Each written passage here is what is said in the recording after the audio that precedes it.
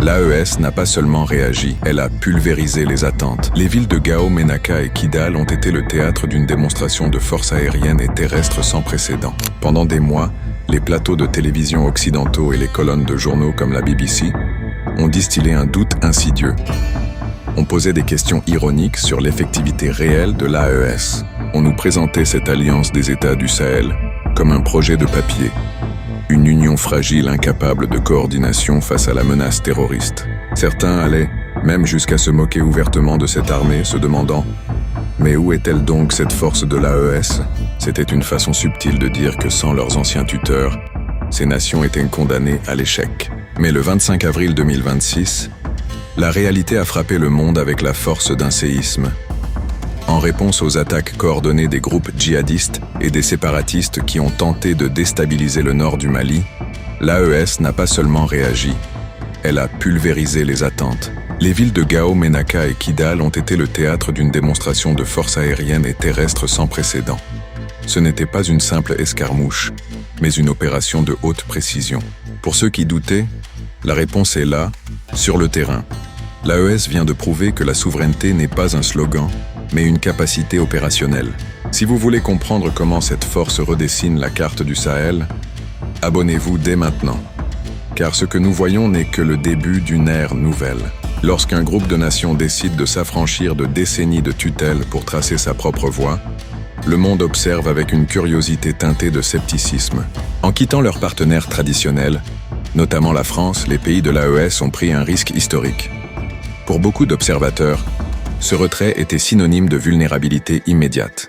On attendait, presque avec impatience, le moment où l'échec forcerait ces États à revenir vers leurs anciens alliés. C'est un jeu psychologique cruel. On vous souhaite officiellement le meilleur, tout en observant vos moindres faux pas pour pouvoir dire « On vous l'avait bien dit ». Mais l'AES a choisi une autre voie, celle de la montée en puissance autonome. De 5000 hommes initialement, la force commune est en train de passer à un effectif massif de 15 000 soldats aguerris. Et pour équiper cette armée, le Mali s'est tourné vers de nouveaux géants. Le récent arrivage de matériel chinois, issu de la société Norenco, marque un tournant technologique. Nous ne parlons pas ici de simples véhicules de transport, mais de systèmes sophistiqués comme le Yitianel. Ce système de défense aérienne monté sur véhicule est une réponse directe à la menace des drones et des aéronefs volant à basse altitude. Ajoutez à cela les blindés VN-22, conçus pour résister aux mines et protéger l'infanterie dans les zones les plus hostiles, et vous comprenez que le Mali ne se contente pas de faire la guerre. Il la modernise. Chaque véhicule, chaque missile reçu est un message envoyé à ceux qui pariaient sur un effondrement sécuritaire. L'arrivée massive de l'équipement chinois suscite autant d'admiration que de débats. Parmi les pièces maîtresses, on trouve les lance-roquettes multiples SR-5. Dans les cercles militaires occidentaux, certains tentent de minimiser cette acquisition en la comparant au système HIMARS américain, l'étiquetant comme une version low cost. Mais c'est une erreur de jugement majeure. En Chine, la qualité du produit est directement proportionnelle à l'investissement consenti. Le Mali n'a pas cherché du bas de gamme. Il a signé un contrat stratégique de haut niveau avec Norenco en septembre 2024.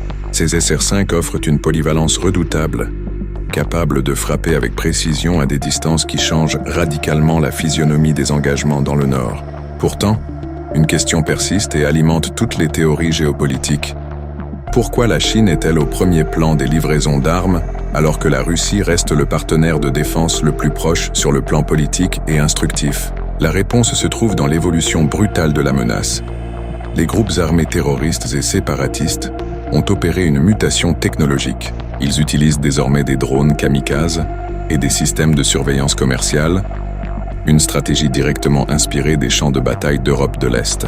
Face à cette ukrainisation du Sahel, le Mali a besoin de solutions anti-drones immédiates et de masse. Si la Russie fournit le cadre stratégique et les instructeurs, la Chine, elle, fournit la logistique matérielle rapide, sans les lourdeurs administratives ou les pressions diplomatiques liées aux droits de l'homme que l'on retrouve chez les fournisseurs occidentaux.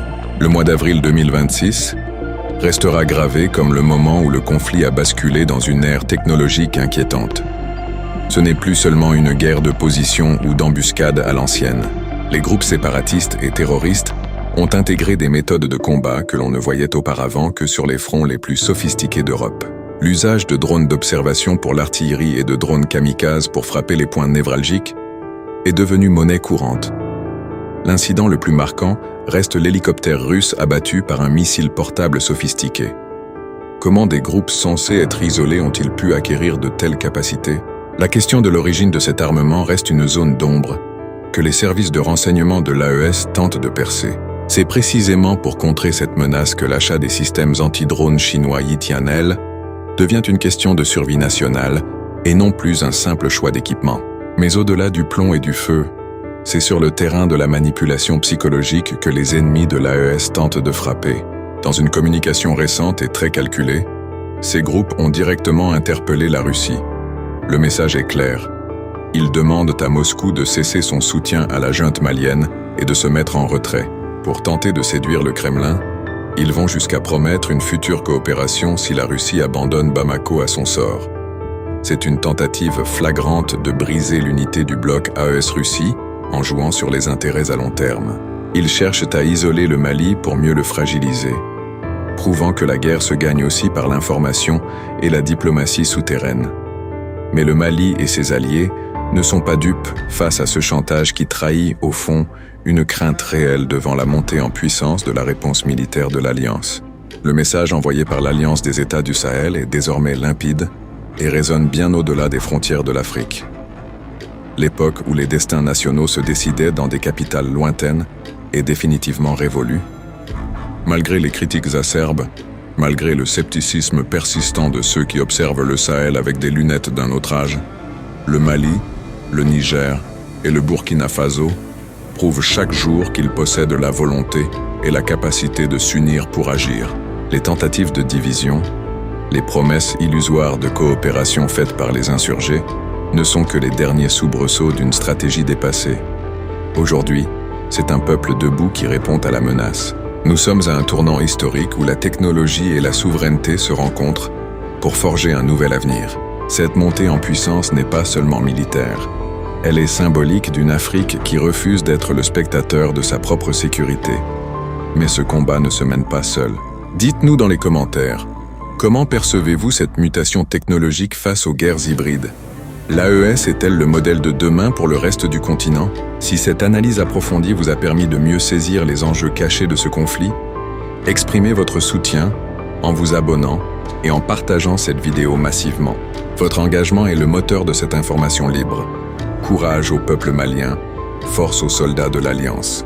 L'énergie de tout un continent vous accompagne. Que Dieu bénisse l'Afrique. On reste ensemble et on reste debout.